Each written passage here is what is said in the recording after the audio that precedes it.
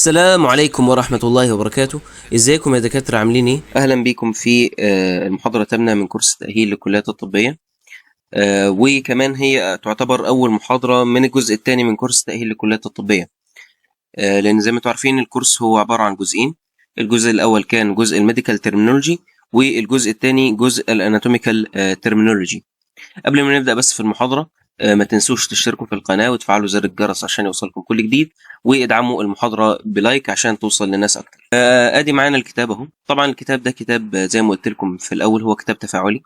ده الكونتنتس أو الفهرس بتاع الكتاب. بتشوف انت التوبيك اللي انت عايز توصل لها وتضغط بس عليها وهتوصل لها على طول. فاحنا عايزين ندخل على شابتر 2 الاناتومي، فهندوس عليها هينقلنا على طول على الصفحة. وطبعا هنا في كل صفحة هتلاقوا فيزيو ستيشن. لو ضغطتوا على المنطقة دي هتنقلكم طبعا على قناة اليوتيوب عشان تشتركوا فيها أو عشان تشوفوا باقي المحاضرات يعني. تمام. أول حاجة نعرف معنى كلمة أناتومي. تمام. يعني إيه أناتومي؟ أناتومي جاي من كلمة لاتينية اسمها أناتومي. تمام. أنا معناها أب، تومي معناها كاتنج، كلمة على بعض تبقى إيه؟ أب كاتنج يعني تشريح. تمام.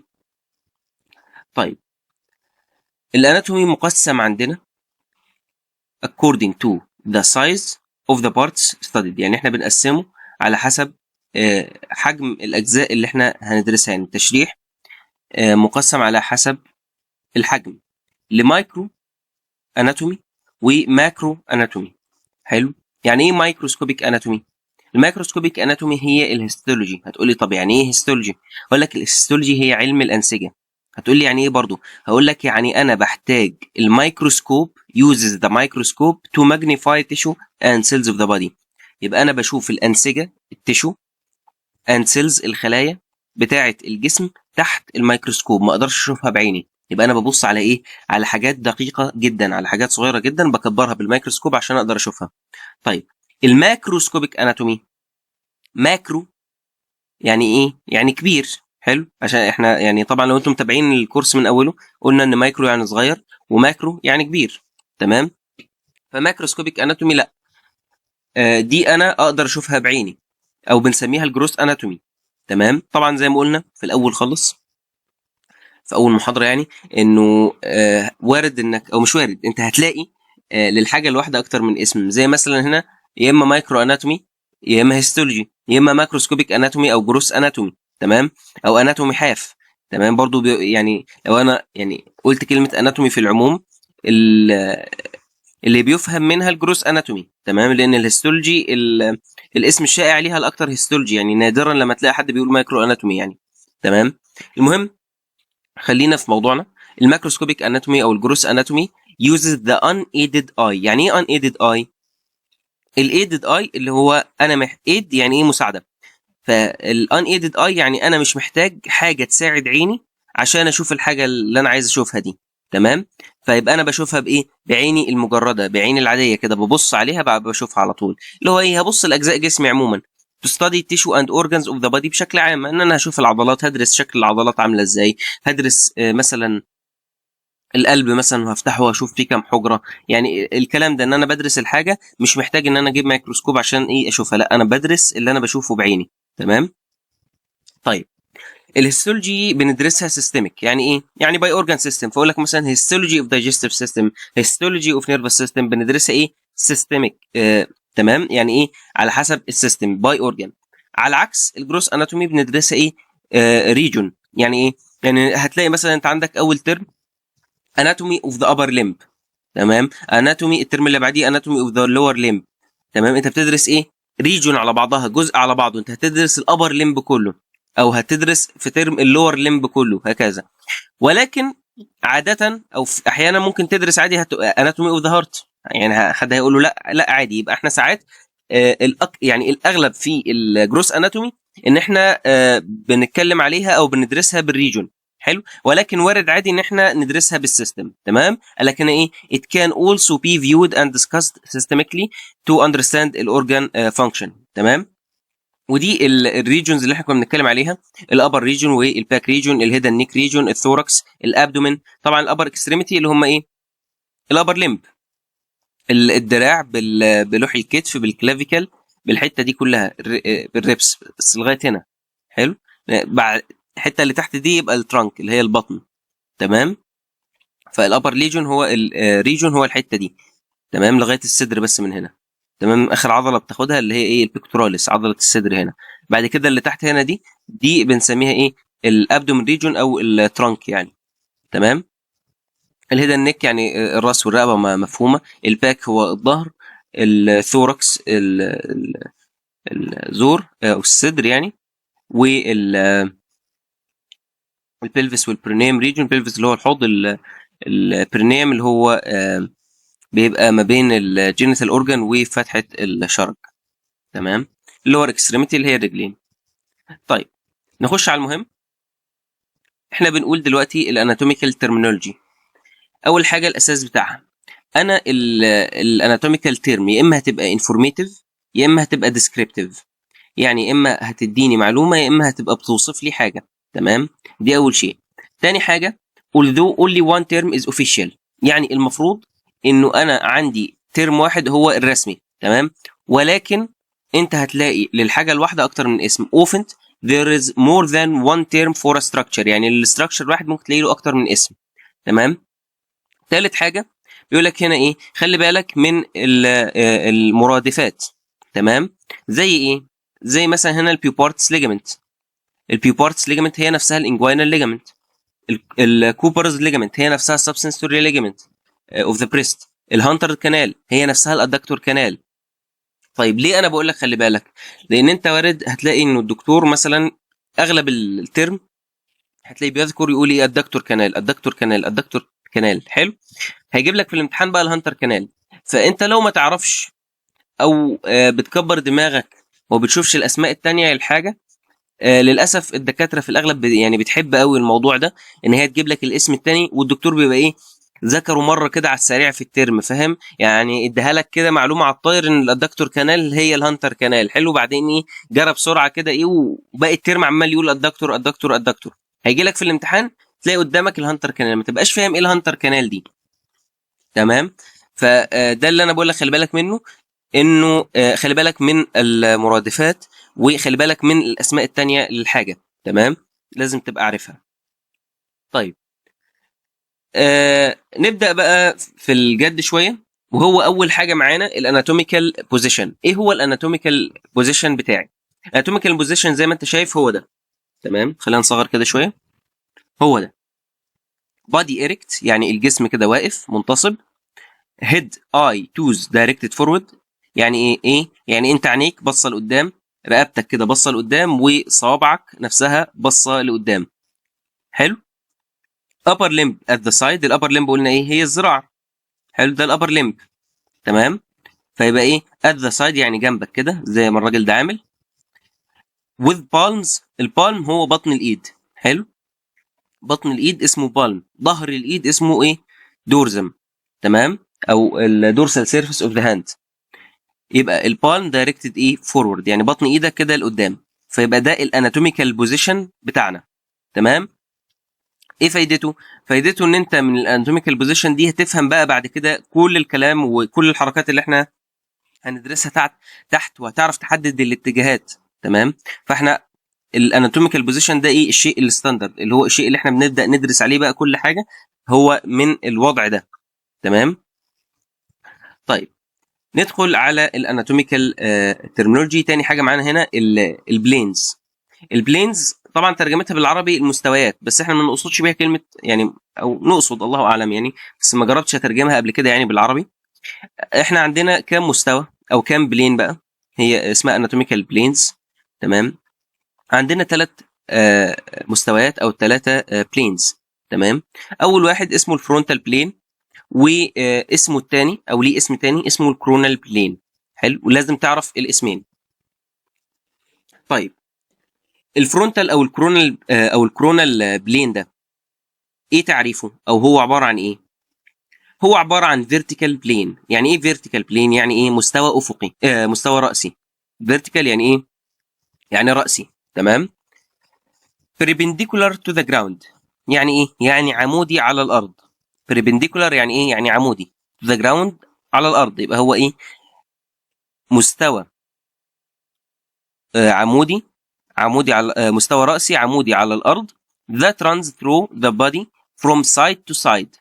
يعني هو إيه؟ بيقطع الجسم أو من الجنب للجنب from side to side and divides the body into front anterior and back posterior. يعني إيه؟ يعني هو بيقسم الجسم لقدام وورا. هتقول لي أنا مش فاهم أي حاجة.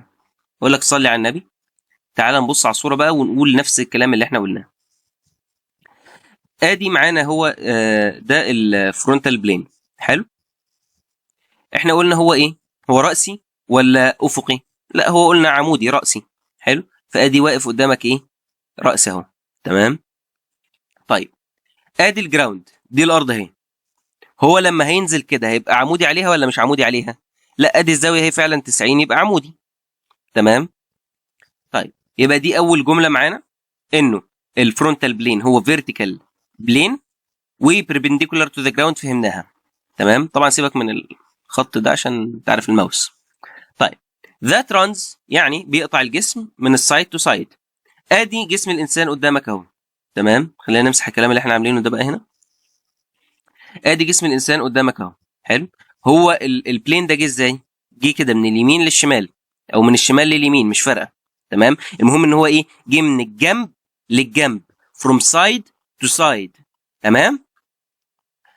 طيب هو لما جه من الجنب للجنب قسم الجسم لايه؟ تمام. قسم الجسم لقدام جزء قدام وجزء تاني ورا. يبقى هو قسم الجسم لانتيريور. الجزء اللي قدام ده بنسميه ايه؟ انتيريور. حلو. لانتيريور وبوستيريور. تمام. طيب نقرا التعريف تاني عشان نبقى فاهمينه. الفرونتال بلين ده عباره عن ايه؟ عباره عن فيرتيكال بلين perpendicular to the ground عمودي على الارض بيجي بيقطع الجسم من السايد للسايد من الجنب للجنب وبيقسمه لقدام وورا. الجزء اللي قدام بنسميه anterior واللي ورا بنسميه posterior. تمام. ده ايه؟ الفرونتال او الكرونال بلين. طيب الساجيتال بلين بقى هيعمل ايه؟ الساجيتال بلين هو برضو فيرتيكال بلين وبرضو بريبنديكولار على الجراوند. تمام. طيب ايه الفرق بقى بينه وبين الكرونال؟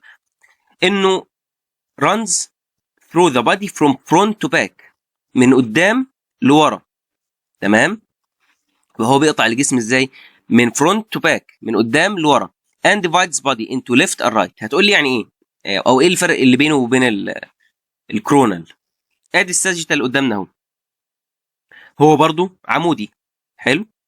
وبرضو متعامد على الجراوند. ادي الزاويه هي 90. تمام. فدي اول ايه خطوه حليناها. طيب هو جاي ازاي؟ هو جاي من فرونت لباك يعني هو رايح في الاتجاه ده كده. حلو. هو لما جه في الاتجاه ده قطع الجسم لايه؟ هتقول لي اليمين والشمال. جزء يمين وجزء شمال. ده الساجيتال بلين. طب ايه الفرق بينه وبين الكرونال؟ لا الكرونال قلنا كان بيجي ايه؟ من الجنب للجنب. بيقسم الجسم لايه؟ بيقسمه لقدام والورا. حلو. يبقى ده الفرق ما بين الساجيتال والكرونال او الفرونتال بلين. تمام. الساجيتال بيجي من قدام لورا بيقسم الجسم اليمين والشمال. الفرونتال لا هو بيجي من الجنب للجنب وبيقسم الجسم لقدام والورا. تمام. ده بيقسمه يمين وشمال ده قدام وورا. حلو. طيب اخر بلين معانا وهو الترانسفيرس او الهوريزونتال بلين وبرضه ليه اسمين ومهم انك تعرف الاثنين عشان الاثنين هيجوا لك في الامتحان. الهوريزونتال بلين برضه بريبنديكولار على الميد لاين. هتقولي مين الميد لاين ده؟ اقول لك حلو قوي. الميد لاين هو عباره عن خط قاسم الجسم بالنص. تعال نشوف في صوره هنا هتبقى اوضح شويه. شايف الراجل ده؟ في خط احمر كده قاسمه بالنص. الخط الاحمر اللي قاسمه بالنص ده بنسميه الميد لاين. تمام. طيب احنا قلنا ان الترانسفيرس بلين او الهوريزونتال بلين ده ايه؟ بريبنديكولار على الميد لاين. طيب انا لو عايز ارسم حاجه تبقى عمودي على الميد لاين هرسمها ازاي؟ هرسمها بالشكل ده كده. حلو. مظبوط. ادي الزاويه هنا. تعالى كده نكبر. ادي الزاويه اهي 90 في 90 يبقى انا كده ماشي صح. حلو. طيب تعال نفكر كده سوا. انا لو جيت عملت حاجه كده بربنديكولار على الميد لاين زي ما انا عامل دلوقتي، انا قسمت الجسم لايه؟ هتقول لي لفوق ولتحت. اقول لك مظبوط، هو ده الترانسفيرس بلين. ادي الترانسفيرس بلين اهو، هوريزونتال بلين بربنديكولار للميد لاين، وعرفنا يعني ايه ميد لاين، وعرفنا يعني ايه بربنديكولار للميد لاين. runs through the body from front to back، برضو بيمشي برضو في الجسم من قدام لورا كده. حلو. وعامل شكل المربع ده لان هو ايه؟ مستوى، هيغطي الجسم كله، فهو ماشي ايه في الاتجاه ده. حلو. and divides body into upper and lower section. تمام. وبيقسم الجسم لجزء upper لفوق ولور لتحت. تمام. هي دي البلينز. يبقى انا عندي كام بلين؟ تمام. عندي كام بلين؟ عندي 3 بلينز. اول بلين قلناه هو ايه؟ الفرونتال او الكرونال بلين. قلنا ده بيجي من السايد للسايد، من الجنب للجنب، وبيقسم الجسم لايه؟ لقدام ولورا. تمام. anterior and posterior. طيب تاني واحد قلنا هو الساجيتال. الساجيتال بيعمل ايه؟ بيجي من فرونت لباك. بيجي منين؟ من فرونت لباك. حلو. بيقسم الجسم لايه؟ بيقسمه اليمين والشمال. بيقسمه ايه؟ اليمين وشمال. طيب البلين الثالث قلنا هو ايه؟ هو الهوريزونتال بلين، وهو الوحيد اللي بريبنديكولار على الميد لاين. عشان ما يجيلكش سؤال ترو فولس يقول لك هوريزونتال بلين بريبنديكولار على الجراوند، ده فولس. الهوريزونتال بلين بريبنديكولار على الميد لاين. تمام. طيب قلنا هو بريبنديكولار على مين؟ على الميد لاين. حلو. طيب بيجي منين؟ بيجي برضو من فرونت الباك زي الساجيتال، ولكن هو ايه؟ بريبنديكولار على الميد لاين. بيقسم الجسم لايه؟ لابر اند لور. تمام. دي خلاصه البلينز. يبقى انا عندي كام بلين؟ 3: كرونال، ساجيتال، هوريزونتال.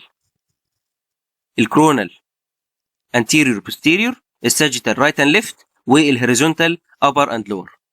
جميل. طيب نيجي على الاورينتيشن والدايركشنال تيرمز. اول حاجه في الدايركشن السوبيريور. يعني ايه سوبيريور؟ يعني لفوق. تمام. سوبيريور يعني ايه؟ لفوق. طيب انفيريور يعني بيلو، لتحت. طيب هل ما لهمش اي اسم تاني؟ لا ليهم. سوبيريور او لفوق ساعات بنقول عليها كرينال. هتقول لي اشمعنى كرينال؟ هقول لك لانه كرينال جايه من كلمه كرين. كرين يعني تاج، والتاج بيتلبس على الراس. فقلنا انه الحاجه اللي هتبقى في اتجاه الراس، في اتجاه الراس يعني، تمام، هنسميها كرينال. اللي هي ايه؟ ايه الحاجه اللي هتبقى في اتجاه الراس؟ اللي هي الحاجه اللي فوق. فقلنا سوبيريور او كرينال معناهم ايه؟ ابوف او هاير. جميل. طيب انفيريور ليها معنى تاني برضو. ايه هو؟ كودال. هتقول لي اشمعنى؟ اقول لك لانه كودال هي كلمه لاتيني معناها ديل. تمام. فقلنا الحاجه الديل بيبقى فين؟ بيبقى تحت، او بيبقى في مؤخره الحيوان او مؤخره الشيء عموما. تمام. فقلنا انه انفيريور او لتحت هيبقى ليها اسم تاني اسمه كودال. طيب الخلاصه سوبيريور هي كرينال والاثنين معناهم ابوف، انفيريور هي كودال والاثنين معناهم بلو. تمام. طيب بعد كده عندي بروكسيمال وديستال. يعني ايه بروكسيمال ويعني ايه ديستال؟ بروكسيمال جايه من كلمه لاتيني اسمها بروكسيموس. تمام. معناها ايه؟ معناها nearest او القريب، closer to the point of attachment، الحاجه القريبه بسميها ايه؟ بروكسيمال. تمام. ديستال برضو جايه من كلمه لاتيني ومعناها بعيد، farther away. farther away يعني ايه؟ بعيد. from the point of attachment، بعيد عن ال point of attachment. تمام. فيبقى الحاجه البعيده بقول عليها ايه؟ ديستال. طيب تعالى نفهم بمثال. مثلا عندي هنا الارم، الدراع اللي قريب مثلا من الشولدر مثلا جوينت. لو انا هتكلم مثلا على حاجه، مثلا اقول ايه؟ عايز اقول مثلا انه بقارن ما بين حاجتين، فهقول ان الشيء الفلاني اللي هنا ده بروكسيمال للشولدر جوينت، انما الشيء ده مثلا الهاند ديستال للشولدر جوينت. فالحاجه القريبه هقول عليها ايه؟ بروكسيمال. الحاجه البعيده هقول عليها ايه؟ ديستال. تمام. طيب معانا ايه تاني؟ معانا لاترال وميديال. يعني ايه لاترال ويعني ايه ميديال؟ لاترال قال لك توارد ذا سايد، ناحيه ايه؟ الجنب. farther away من الميد لاين، يعني بعيد عن الميد لاين. مين الميد لاين؟ قلنا الميد لاين هو الخط الاحمر ده اللي قسم الجسم. تمام. فالحاجه اللي بعيده عن الميد لاين ورايحه ناحيه الجنب بسميها لاترال. طيب لو حاجه قريبه من الميد لاين بسميها ايه؟ ميديال. تمام. ادي اهي ميديال توورد الميد لاين كلوزر تو ذا ميد لاين، يعني ايه؟ قريبه من الميد لاين. تمام. يبقى انا معايا السوبيريور يعني الفوق، وقلنا سوبيريور او كرينال معناها فوق، انفيريور او كودال معناها تحت، ميديال يعني قريب من الميد لاين، لاترال يعني بعيد عن الميد لاين. تمام. طيب وديستال يعني بعيد، وبروكسيمال يعني قريب. جميل جميل. طيب نيجي بعد كده للانتيريور والبوستيريور. انتيريور يعني ايه؟ يعني قدام، الجزء القداماني من جسمك اسمه انتيريور. طيب بوستيريور لا، الباك، الظهر، الخلف، اسمه ايه؟ بوستيريور. مثال عليها، تعال نبص. مثلا عندك الراجل ده، اللي قدام ده اسمه انتيريور، اللي ورا ده اسمه ايه؟ بوستيريور، او الظهر البيهايند ده بوستيريور، ده كده انتيريور. جميل. طيب عندنا فنترال ودورسال. فنترال في البني ادمين ليها نفس معنى انتيريور، يعني الاثنين ليهم نفس المعنى، يعني فنترال وانتيريور واحد، ده في البني ادمين. طيب ودورسال برضو ليها معنى نفس معنى بوستيريور في البني ادمين. حلو، حط تحت في البني ادمين دي ايه؟ خط. طيب لو انا بتكلم على حيوانات، يعني مثلا زي الحصان، زي القطه، زي اي حاجه تانية، لا هتفرق. يبقى الفنترال معناها ايه؟ البيلي سايد، ناحيه البطن، بيلي اللي هو ايه؟ الكرش او البطن يعني. تمام. انما دورسال تبقى ايه؟ الباك سايد، ناحيه الظهر. مثال عشان نوضح. عندنا الراجل الطيب ده، قلنا انتيريور هي فنترال في البني ادمين، ليه؟ لان ده بني ادم. حلو، فالاثنين ليهم نفس المعنى. ودورسال هي بوستيريور برضو، هما الاثنين نفس المعنى، لانه ايه؟ ده بني ادم، فالاثنين بيعنوا ايه؟ ظهر او لورا. تمام. طيب هنا الحصان، الحصان راسه انتيريور، ديله بوستيريور، بطنه فنترال، ظهره دورسال. تمام. وادي البروكسيمال والديستال، هنا رجله من هنا طبعا دي بعيده في الديستال، انما الحته دي قريبه فهتبقى بروكسيمال، او كل لما بقرب كده ببقى بروكسيمال اكتر. تمام. طيب انا عايز اقول ايه؟ انا عايز اقول انه فنترال ودورسال في البني ادمين واحد، ولكن لو هنتكلم عن الحيوانات زي اخواتنا اللي في بيطري فلا، ليها معنى تاني. يبقى فنترال معناها ناحيه البيلي سايد، ناحيه البطن، ودورسال معناها ناحيه الظهر. تمام. وادي انتيريور يعني قدام، وبوستيريور اللي هي لورا. تمام. طيب يتبقى لنا ايه؟ كونترا لاترال وابسي لاترال. طبعا كونترا لاترال لو انت متابع معايا من اول الكورس هتعرف ان انا قلتها اكتر من مره، وقلنا ان معناها اوبوزيت سايد. يعني ايه اوبوزيت سايد؟ يعني الناحيه الثانيه. ابسي لاترال يعني ايه؟ نفس الناحيه، سيم سايد. تمام. يبقى كونترا لاترال اوبوزيت سايد الناحيه الثانيه، ابسي لاترال نفس الناحيه. طيب سوبرفيشال. سوبرفيشال يعني ايه؟ قريب من السطح، كلوزر تو ذا سيرفيس، قريب من السطح. ديب يعني ايه؟ لا ده بعيد عن السطح. ديب يعني ايه؟ عميق لجوه. مثال عليها عشان نوضح الموضوع.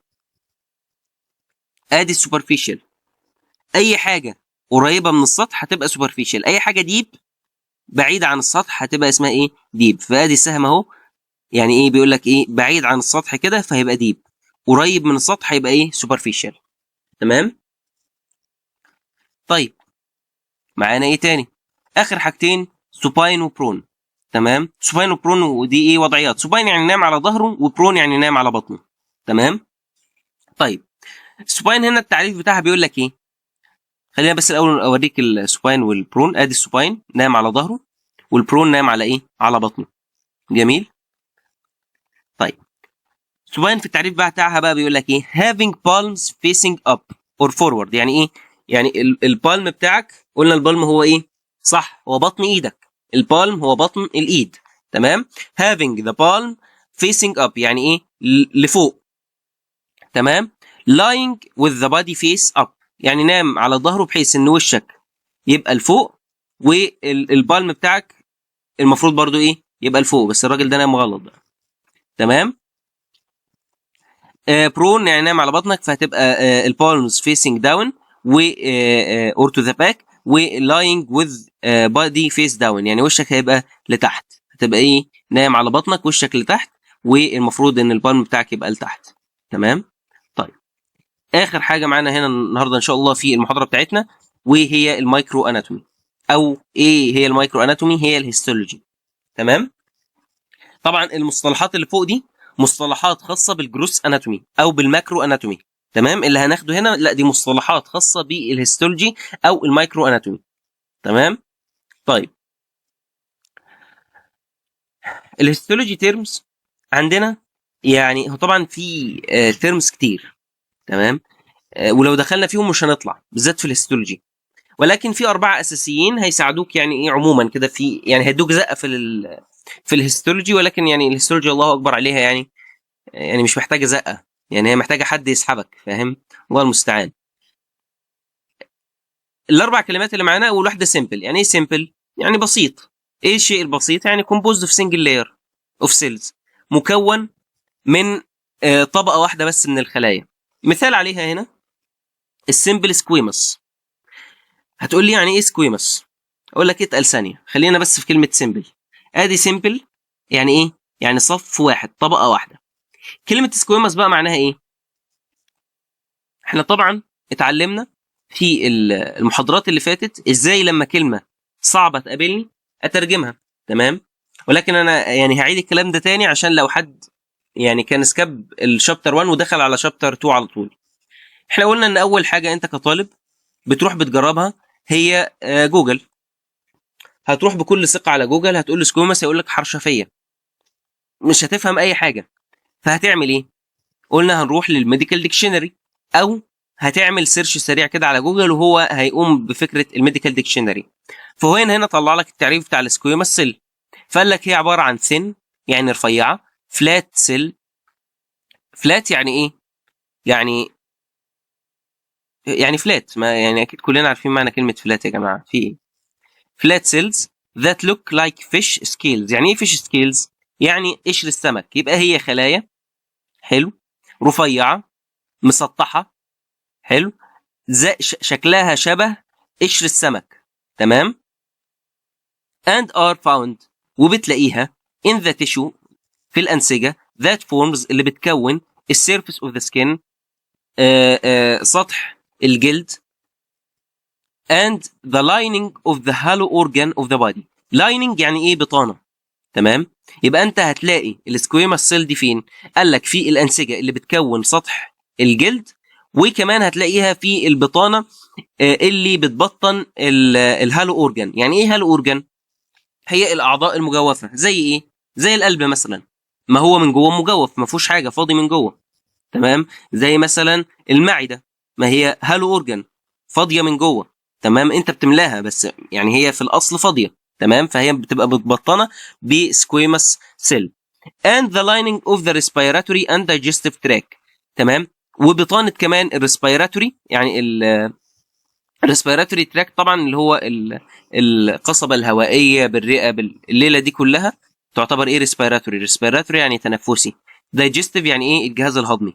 تمام. يبقى هي بتبطن الجهاز التنفسي والجهاز الهضمي، وكمان بتبطن الاعضاء المجوفه، وبتبطن وبتكون موجوده في الخلايا اللي بتكون سطح الجلد.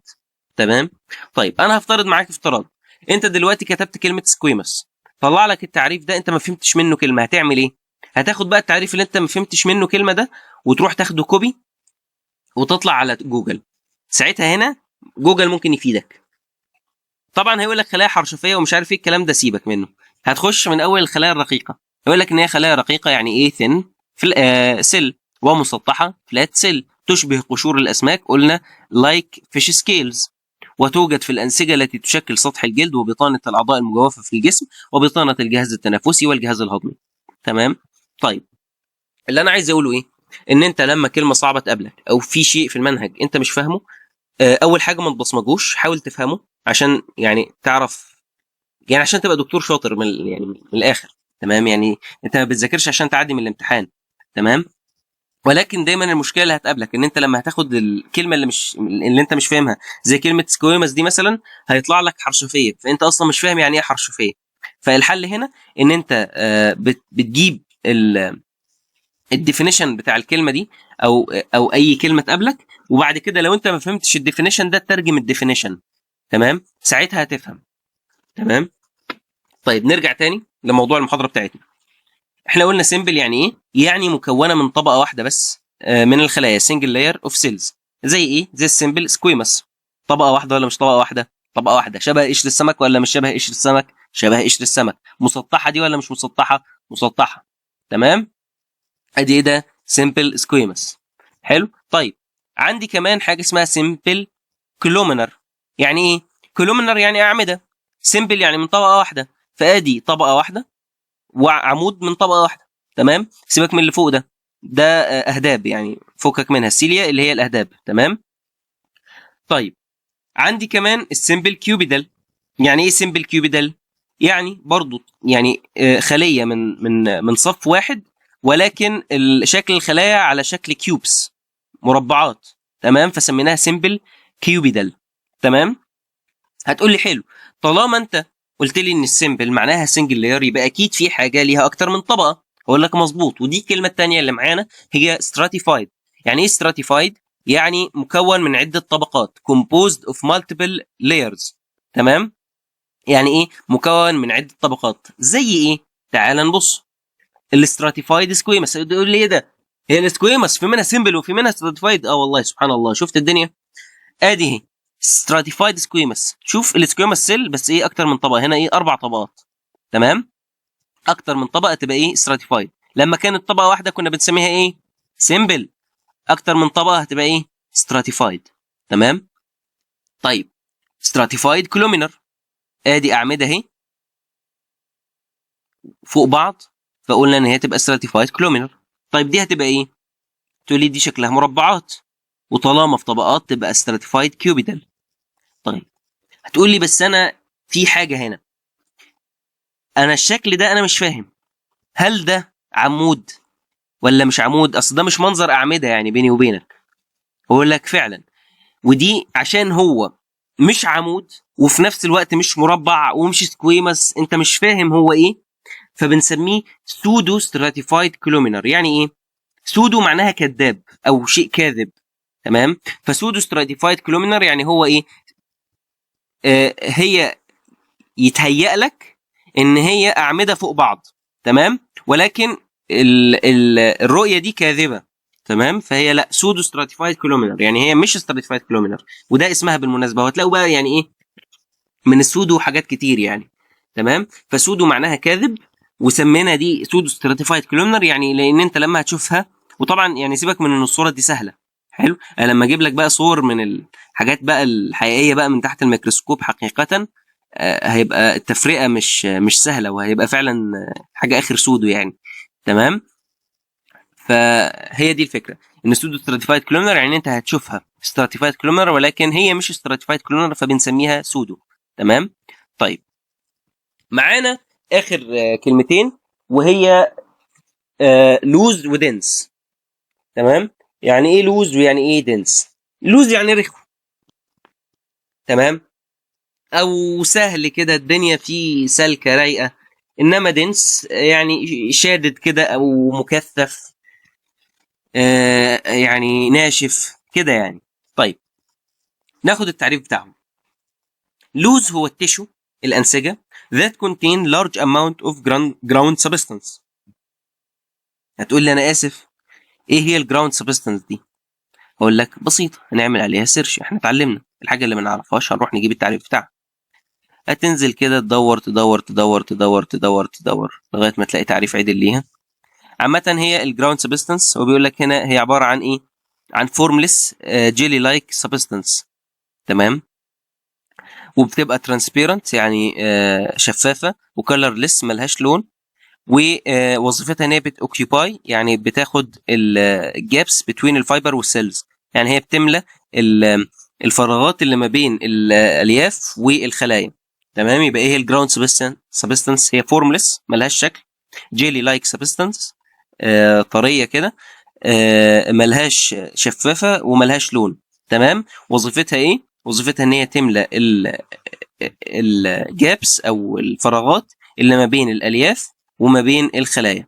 تمام. طبعا هنا بقى بيقول لك هي مكونه من ايه، يعني عشان بس ما ناخدش محتوى المحاضره من ان احنا بنتكلم في الترمينولوجي، لان احنا بنشرح هيستولوجي. تمام. ولكن ان شاء الله الكلام ده هتاخدوه بالتفصيل في الهيستولوجي. تمام. ولكن انا بديك هنا يعني زي اضاءه ليها. تمام. بالذات الهيستولوجي دي يعني الله يعينكم عليها يعني. تمام. طيب نعيد تاني. اللوز هي ايه؟ اللوز هي التيشو ذات contain large amount of ground substance. تمام. وعرفنا يعني ايه ground substance.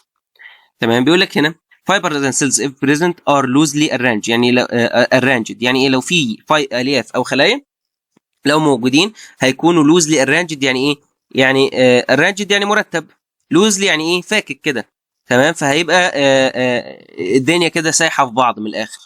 ودي صوره لللوز كونكتيف تيشو. هتلاقي الدنيا ايه؟ تحس انه الصوره رايقه. حلو. تحسها صوره فنيه كده. وهتحس ان الدنيا سايحه في بعض، مفيش حاجه في مكانها. في حاجات بيضه كتير في النص. طبعا الحاجات البيضه دي هي الجراوند سبستنس. تمام. وبرضو اللي بيظهر ابيض في ال الشريحه بتاعت اللي هي بتبقى تحت الميكروسكوب، الدهون برضو بتظهر في اللون الابيض ده. تمام. طيب ناخد الدنس. الدنس هي تيشو that contain more fiber than cells. فيهم الياف كتير. تمام. وطبيعي طالما فيهم يعني طالما حاجه ناشفه يبقى فيها الالياف كتير، معروفه.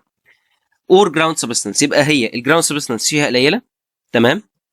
والالياف فيها كتيره. فبيقول لك هنا fibers appear closely packed with a little open space between them. يعني ايه؟ يعني انه المسافات اللي ما بين الالياف او ما بين الالياف والخلايا بتبقى صغيره little. تمام. طيب وده ليه؟ لان ما فيش جراوند سبستنس. لان اصلا الجراوند سبستنس اللي هي احنا قلنا اصلا اللي هي بتوكيوباي في التعريف بتاعها لما سرشنا عنها قلنا الجراوند سبستنس هي اللي بتوكيوباي الجابس اللي ما بين الفايبرز والسيلز. تمام. فهي اصلا ليتل في الدنس تيشو، فبالتالي هتكون المسافه ما بين الفايبر والسيلز قليله. تمام. وده اللي انت هتشوف هنا في الصوره. شايف يعني الدنيا مشدوده. يعني هي الصوره تحسها كانها عضله مشدوده، بس دي مش عضله، دي صوره من تحت الميكروسكوب. تمام. فادي اللوز، ده اللوز كونكتيف تيشو، وده الدنس كونكتيف تيشو. لو حسيت انك مش فاهم حاجه فده طبيعي، لان احنا بناخد هيستولوجي يعني لازم تبقى يعني عندك صدر رحب للموضوع ده. ان الهيستولوجي محتاجه يعني حفظ اكتر من فهم. ولكن انا بحاول يعني ايه الفايده اللي انت هتستفادها من هنا؟ ان انا هختصر عليك حته صغيره. ان انت لما تيجي هتجيلك في الامتحان، امتحان العملي، هتجيلك الصوره دي وهيقول لك اكتب الصوره دي بتاعت ايه. هتكتب ان هي لوز كونكتيف تيشو، وتبدا بقى تشرح حاجات تانية هتاخدها بقى في الهيستولوجي عن خاصه باللوز كونكتيف تيشو دي. تمام. بس ما علينا. انا اللي سهلته عليك كلمه واحده بس، لوز ودنس. ان انت لما هتشوف الدنيا سايحه كده هتقول لا والله دي لوز، يعني دي مستحيل تبقى دنس. لقيت الدنيا ناشفه كده ومشدوده كده هتقول لا دي دنس. دنس ايه بقى؟ ده يعني ده موضوع تاني بقى انت هتدرسه بقى في الهيستولوجي، والمفروض بقى على حسب دراستك، وان شاء الله ربنا يوعدك بدكتور شاطر. فبعد كده تقدر ايه يعني تفهم بقى يعني مع ان ما اظنش حد فهم الصور دي يعني، بس ان شاء الله تقدر تفهمها. يعني حاول تفهمها على قد ما تقدر، لانه حفظ الصور دي بيبقى صعب جدا. تمام. ولكن انت ممكن تحط لنفسك في كل صوره زي تريكايه تعرفها منها، بحيث لما الصوره تجيلك في الامتحان تبقى عارف الصوره دي بتاعت ايه. تمام. بس يبقى احنا ايه الحاجات المهمه اللي احنا خدناها النهارده او نراجع عليها؟ خدنا اول حاجه الاتجاهات. قلنا فوق يعني superior او كرينال، تحت يعني inferior او كودال. اللي جاي اللي بره او بعيد عن الميد لاين هيبقى اسمه لاترال، اللي قريب من الميد لاين هيبقى اسمه ميديال، البعيد ديستال، القريب بروكسيمال. تمام. وادي الميد لاين. خدنا طبعا البلينز، ومش هراجع لكم على البلينز تاني لانه يعني قلتها كتير قوي. وقلنا ادي الانتيريور ده اللي قدام او الفنترال، وقلنا انه انتيريور وفنترال في البني ادمين واحد، وبوستيريور ودورسال في البني ادمين واحد، ومعناها الظهر او الورا.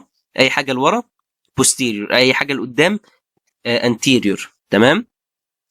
انما في الحيوانات قلنا هتفرق كلمه فينترال من دورسال، ففينترال هتبقى معناها البطن والدورسال هيبقى معناها الظهر. تمام.